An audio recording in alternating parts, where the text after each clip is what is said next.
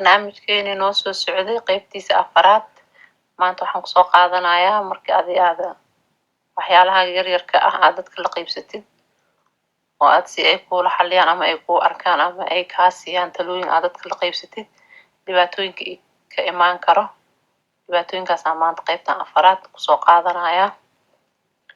Marka barnaamijku inuu dheeraada dhici karto sababtoo horaa loo yiri war la helaa talo la helaa.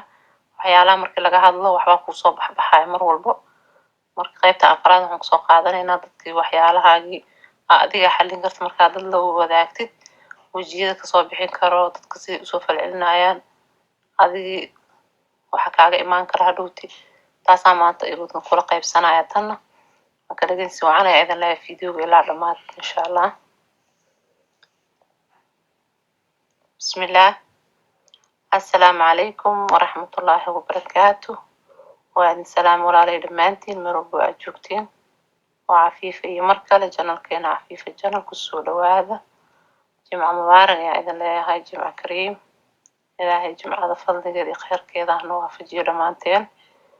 ilaahayna inteena xanuunsan ha caafiyo, inta dhimatan ilaahay ha u naxariisto, inta dhibaatooyin kala haystaan ilaahay ka dulqaado, sida ay jecel yihiin ilaahayna raalli ka yahay ha u sahlo insha allah. maanta waa barnaamijkeeni aan maalinta jimcada kusoo qaadan jiray ee ahaa talo iyo tusaale qaybtiisa arrimaha qoyska. maanta idinkula qaybsanaya maalin walbo jimco noo ballansanaa. marka insha allah maantana ilaahay noo suuro geliyey waa idin soo gudbinayaa. marka maanta waxaan kusoo qaadanayaa qaybta afaraad oo tan saddexaad kasoo hadlay waxyaalaha yaryarka ah oo adigaba aad xallin kartid marka aad dadka aad la aadid oo aad ka rabtid inay kula soo xaliyaan wax kaasoo dhahaan xalka ka sokow. way jiraan dad badan oo saas loo xaliyo mar walba oo xalkaas ku nool, haddana qaar dhibaatooyin badan oo u geystay oo kala tag u horseeday oo guryahooda saas ay ku burbureenna way badan yihiin. oo dadka ay waxyaalo kala tuseen oo dadka ay markay dhibaatooyinkooda u sheegteen meesha ay maslaxad ka sugayeen ee arrimo ay uga dhigeen xal oo macquul ahayn oo wax fiican aan ahayn ayagana ay sal u yeelan waayeen inay waxooda xalistaan. marka tii dadkii qaybtii wanaagga aan ahayn ay ka qaateen gurigoodana si fudud oo basiid ah oo wax weyn oo macno lahayn uu ku burburaa iska badan. dhibaatooyinka hadda dadkeena haystana taasay u badan yihiin. marka qaybta afraad taasay noqonaysaa maanta.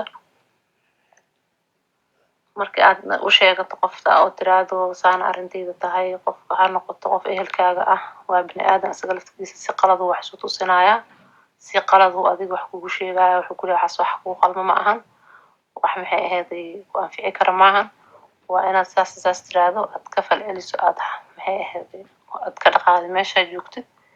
qofku wax kaloo kugu abuuraayo oo adiga aan kugu jirin oo qofkaas maskaxdiisa yaa laga yaabaa inaad kula soo noqoto qofki kale oo gurigana sidaas uu ku burburo oo meesha dagaal ka dhaco oo meesha hadday ilmo joogeen iyo wixii oo dhanba meesha ay ku baaba'aan. arrimahaas waxay kusii adagtaa hataa weliba dadka ilmaha haysto ee aad ugu sii adkaataa oo ilmihii meeshaas ay waxyaalo badan isdareensiinayaan oo culeys ah. waana la ogyahay culeys aad u badan ee leedahay markay waalid kala tagaan ilmaha. ha u badnaato qurbaha wadanka laftirkeeda dhibaatada inteeda lahay ku haystaan oo ku qabsato meel walbaba, laakiin meeshaan qurbaha kuma sii jirto ida aaday u adag tahay. marka taas tii marka intaa adiga xalisan karto adiga aad waxaaga maareysan karto sidaasaa ku fiican. dadka wajiyo badan aad kala kulmaysaa, waxyaalo badan qayb waa helaysaa wax fiican kugula taliso, laakiin qaybta waxaa ka cod dheer inta xun sheegto oo aan guri dumayba aan ka nixin oo ku faraxdo. dad badanaad arkaysaa ku faraxsan oo aan baxalka ka shaqeyn oo guryahaas dumaayo ay u tahay farxad waxay ka helaan ma aqaana ilaaha og. oo aan xumaan u badan yihiin dadka sidaas ah, wax quruxsanna ma ahan. marka dhibaatooyin badanaa ka imaan karo taasaa ma kaga digayaa in laga digtoonaado. macnaha idin dhahay in adiga aad xalisato wixii yar ah saasaan kala jeeday inaan dhibaatooyinkaas oo kale aan lagu dhicin oo maxay ahayd dadka aad u sheegatay hadaladii waxba kale kula imaanayaan wejiyo kale la imaanayaan, hadalla kale kugu buunbuuninayaan. hadalladaadi wixii waxa qofkan kala duur doono u dulqaadan kara ma ahan, oo inta aad istirihiin in aan u dhigmin ama aan ka agdhowinaa la imaanaysaa. labadiina hadday noqoto waa hagga maxay ahayd raggii dumarka buu quseeyaa barnaamijkan, cidna gooni uma lahan.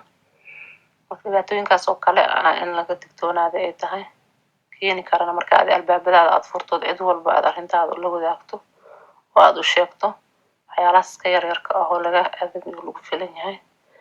wixii xataa aad u cuslaado oo istiraado ma xallin kartid, waxaa laga yaaba qof macquul oo istiraado qofkaas ugu macquulsan ama laba waxay noqdaan ugu fiican inaad la wadaagtid. maaha dadka adigaba aqli aad leedahay, qof dadka fudfudud iyo dadka aan wanaaga ku magacawneyn dadkaas oo dhanba qofka aqliga dadka way uga tilmaaman yihiin. marka dad waxaa xataa dhici kara qofka ugu dhow laakiin qof xun ah oo waxba inuu qurxiyo jecleen, waxbana inuu wanaajiyo jecleen, guri walaalkiis ama walaashiis aan ka nixin oo aan waanineen aad arkay maslaxad u heynin. waxaasna wax fiican ma ahan, diiniyan ah sharciyan ah wax wanaagsan ma ahan. waa maxay calaamadaha dadka xaasidka ah lagu yaqaano, wax quruxsanna ma ahan. qof famil haddaad maslaxeynayso waxa ugu wanaagsan waa maslaxado. qofkii loo soo sheegto oo way loo sheeganaa way dhacaan dhibaatooyinkaas, waxa ugu wanaagsan inuu xalliyo oo meesha wanaagsan wax ka tuso, inuu meesha wax ka tuso ma ahan. marka ani waxaa idin leeyahay wax yaryar waxaa fiican in meel walba lagula boodin, dhibaatooyinkaas oo kale horseedi karaan burburkaas, inuu guriga ku burburo oo maxay ahaaday meesha ka dhalato in familkiiba saas uu ku baaba'o. taasoo kale waa waxa aan barnaamijka usoo qaatay, waana wax badan oo la arkay oo dhacay bulshadeena aad ugu badan oo si fudud waxaad arkaysaa dad guryo maala yacni wax aan waxba ahayn ku burburay. marka waxaas oo kale in la iska ilaaliyan jeclahay dadkayga taasaan ugu baaqaya dhammaantood meel walba ay joogaan rag iyo dumar in dadaalkaas la muujiyo oo dhanka wanaagga la iskula socdo. qurbaan hadday noqon lahayd aad usii adag tahay, wax quruxsan ma ahan in familku ku burburo ku kala tago. waa meel ayadaba lagu ahay maxay ahaaday oo waddankaagii ahayn oo aad u dhib badan oo dhaqankiisa iyo nidaamka lagu joogaba aan shaqo isku lahayn annaga.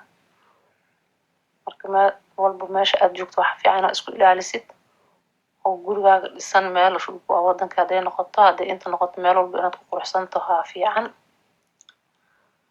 saas in lagu dadaalo ayaa idinla wadaagaya. qaybta shanaadna waxaa idinkula wadaagaya marka ee kaleeto iska dheeraana barnaamijka ilaa xoogaa intuu kuma kusoo gabagaboobo arkeenaa. qaybta shanaadna dhibaatooyinka kale oo dadka macno daradaas u guryaha ugu burbura ay kala kulmeen aa idinkula wadaagi doonaa. oo salfudeedkaas iyo wixii calaf horta waa gooni wax celin karta male, laakiin wixii dadaal xumo iyo fudfudeed ku dhacaya wax quruxsan aan ahaynin, wixii nasiib ah calaf ah in dadkan intii isla joogeen iyo intii ilaahay owlaad ka dhexaysii rabo intaba way qoreen xag alla wax celin kara ma lahan. dadaalka dhinaca dadaalka aad u fudfudud marka dhankaas aniga aan idinka tusaaleynaye maan wax oo xag ilaahay ka qoran cidna ma celin karto, wayna maraysaa cid walbo. marka tan waxaan kala jeedaa salfudeedka iyo waxyaalaha la iska daboolojiyo iyo maalaa yacniga reeraha lagu dumiye iyo taasaan ka wadaa anigtan barnaamijkayga uu quseeyaa. marka insha allah saasa lagu dadaalo walaalahay dhammaantiin. aniga wixii aan fikradeyda oo wanaag u arko waa idinla qaybsanaya, idinkana waxaa wanaag u aragtiin inaad ka qaadanaysiin insha allah. wixii kalena hadda idimaba anficinba halkeedaad ku dhaafaysiin, dhib ma lahan. channelkana kusoo dhawaada, barnaamijyo badan ayaan ku wadaagi doonaa. subscribe hala dhaho, gambaleelka hala furto, sheerta iyo liketa yaan laga hilmaamin insha allah. waxyaalo badan oo laga hurdo dadkeena aan ku kala qaadan doonaa haddii ilaahay nafta igu simo, idinkana sidoo kale insha allah. cimri dheer iyo caafimaad idin rajeynaa dhammaantiin meel walba aad joogtiin. walaalahay khayr badan ayaa idin dhaafay. assalaamu calaykum waraxmatullaahi wabarakaatu.